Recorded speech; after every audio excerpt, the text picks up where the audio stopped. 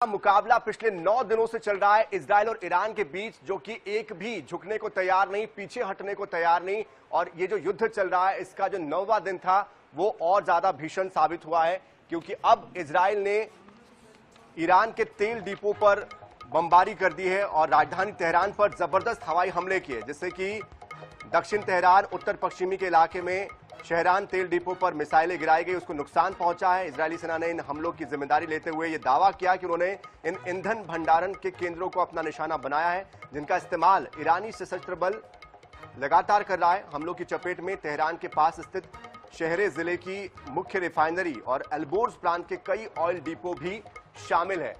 तो देखिए, ये जो युद्ध चल रहा है उसके बाद अब नुकसान ज्यादा ईरान को उठाना पड़ रहा है, क्योंकि मुख्यतः ईंधन के जो स्रोत थे उस पर अब इजराइल ने हमला कर दिया है।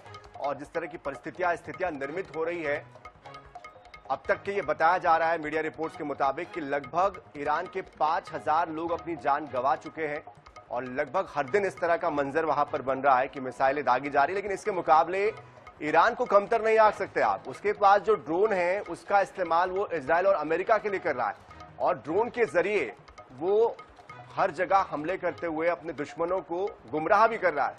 इसके लिए भी रिपोर्ट से आ रही कि जिस तरह से उसके पास जो छोटे हथियार है, बड़े हथियार तो ईरान के पास अब ज्यादा नहीं बचे हैं, लेकिन ड्रोन के जरिए वो एक अलग तरह की टैक्टिक्स चल रहा है, अलग तरह की रणनीति के तहत हमले कर रहा है, जिसकी वजह से उनको इंटरसेप्ट नहीं किया जा सकता है। जो रडार होते हैं उनके चपेट में वो नहीं आ पाते, जिससे कि वो नुकसान कर पा रहे। लेकिन इस बीच हमारे साथ विदेश मामलों के जानकार ब्रह्मदीप अलूने जी जुड़ चुके हैं। ब्रह्मदीप जी, ये जो लेवल है अब ये लेवल अप होता जा रहा है। अब तो सीधे तेहरान के जो ऑयल डिपोज है उस पर भी हमला कर दिया इजराइल ने।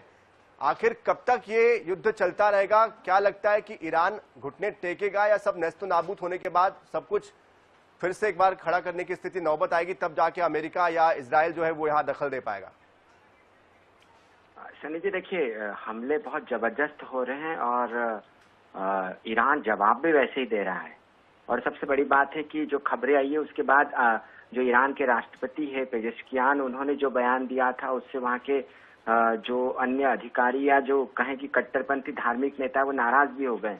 तो उससे ऐसा लग रहा है कि अब ये युद्ध की तीव्रता बहुत जबरदस्त तरीके से बढ़ गई है।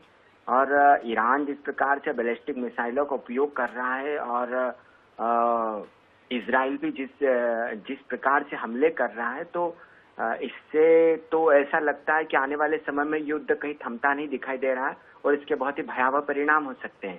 सनी जी, बिल्कुल। लेकिन इसका जो वर्ल्ड वाइड इम्पैक्ट पड़ रहा है, जरा आप उस पर भी रोशनी डालिए कि किस तरह से भारत पर, अन्य देशों पर असर पड़ेगा, क्योंकि जो तेल डिपो है उन पर हमला हो रहा है और जो कहा जाता है जो डमरू मध्य जो इलाका है वहां से चूंकि अब तेल की आवाजाही बंद हो गई है, किस तरह से इम्पैक्ट पड़ेगा? क्योंकि कल ही 60 रुपए घरेलू गैस सिलेंडर पर बढ़ा दिए गए। सनी जी, जो सबसे महत्वपूर्ण इलाका है तेल की दृष्टि से, तो जो हॉर्मुज जलडमरू मध्य है वो 33-35 किलोमीटर का एक ऐसा सकरा इलाका है जहां से हजारों जहाज तेल टैंकर गुजरते हैं। अब ईरान ने सभी को प्रतिबंधित कर दिया, मतलब वहां पर तेल के टैंकर जो है उनकी लाइनें लगी हुई है और जो खबरें उसके अनुसार सिर्फ चीन के टैंकर वहां से निकल पा रहे हैं। तो ऐसे में इसका बहुत विपरीत असर पड़ सकता है, खासकर जो भारत जैसे विकासशील देश है, भारत पाकिस्तान, मतलब दक्षिण एशिया तो जबरदस्त तरीके से प्रभावित होगा ही, लेकिन यूरोप भी प्रभावित हो सकता है। और ऐसे में न केवल आर्थिक जो गति है वो थम सकती है, महंगाई बढ़ सकती है इसके कारण। और सबसे बड़ी बात है कि यदि तेल पहुंचेगा ही नहीं तो फिर गाड़ियों के पहिए भी थम सकते हैं। हालांकि हमारे पास अभी 1-1.5 महीने तक हम ऐसा होगा नहीं भारत में, और रूस की मदद भी मिल सकती है। लेकिन इस सब के बावजूद यह तो सच है कि जो सबसे पास वाला इलाका है, यदि उसी को बाधित कर दिया जाएगा तो इसका दुनिया में बहुत बुरा इम्पैक्ट हो सकता है। और ऐसे में इस युद्ध का थमना बहुत जरूरी है, क्योंकि जितना लंबा चलेगा उससे दुनिया में वैसी भीषण महंगाई बढ़ सकती है। सनी जी, बिल्कुल जाहिर सी बात है, इसका गहरा इम्पैक्ट पड़ता हुआ दिखाई दे रहा है। बहुत शुक्रिया ब्रह्मदीप जी हमारे साथ जुड़ने के लिए। तो हालात जो है वो तनावपूर्ण बने हुए हैं और इन तनावपूर्ण हालातों के बीच क्या रास्ता निकलता है शांति के लिए या समाधान के लिए, ये भी देखना होगा।